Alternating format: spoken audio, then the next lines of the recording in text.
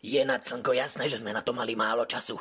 Musel vedieť, že po VIP lístkoch sa len tak zapráši. Ale čo to znamená? Prečo by nám to potom kázal? Idem mu to povedať. A nie, že zase bude vrieskať. Snažili sme sa maximálne využiť personálne i finančné zdroje, pane. Rozdelili sme si mesto na jednotlivé rajóny, ako vidíte tie šípky, ale nakoľko nám z tlačiarne neprišli všetky plagáty, nestihli sme ich do týchto a týchto častí mesta zaniesť. Takže sem a sem. Na plagáty sa teraz vykašlite, to poriešime to potom. Teraz mi ukážte môj VIP lístok. Dušan, povedz to ty. Vedúci, vy ste chceli byť v strede, ale chlapci si to rozobrali, takže budete sedieť tak trošku naľavo.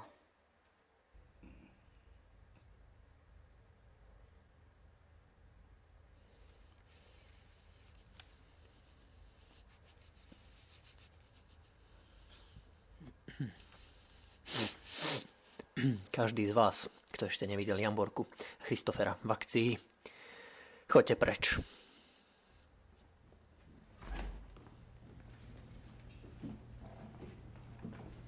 Fúha, no ty kokso.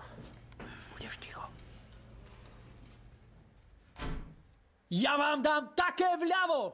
Ja vám dám také vľavo, že sa nespamätáte! Viete vy, čo to znamená sedieť tak trošku vľavo?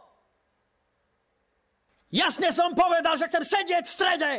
Načuje mi celá tá snaha, keď ste nezohnali jeden obyčajný VIP lístok v prostriedku! Vedúci, budete vidieť pekne z profilu. Ale čo Tuleja? Jenčo a Hubinsky? Vedúci, tých tiež budete vidieť z profilu. Radšej sa priznajte, že nie ste schopní nájsť to na mape! Vy ste analfabet! Celý život čakám len na to, aby som videl hru Sluha dvoch pánov a teraz mám konečne šancu priamo u Bagara v Nitre. Týchto 130 ľudí som najal, aby mi zohnali VIP lístok do prostriedku. Chcel som to miesto, lebo bude hrať Jamborka. A tu Smeraldínu zahrala. V pohode schovať do vrecka aj hercov z paneláku, aj s režisérom.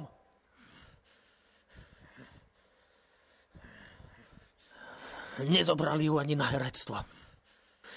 A aj takto zahrala. Sám som ju videl naživo. A chcem ju vidieť ešte raz. Ten môj lístok si odskáčete.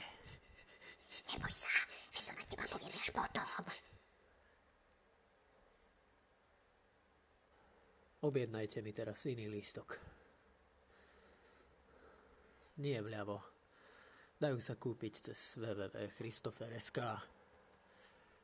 Sú po 5 €.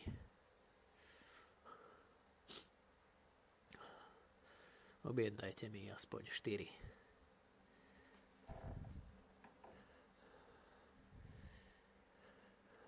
...17. marca o 6:00 bude Christopher hrať Sluhu dvoch pánov vo veľkej sále divadla Andreja Bagara v Nitre.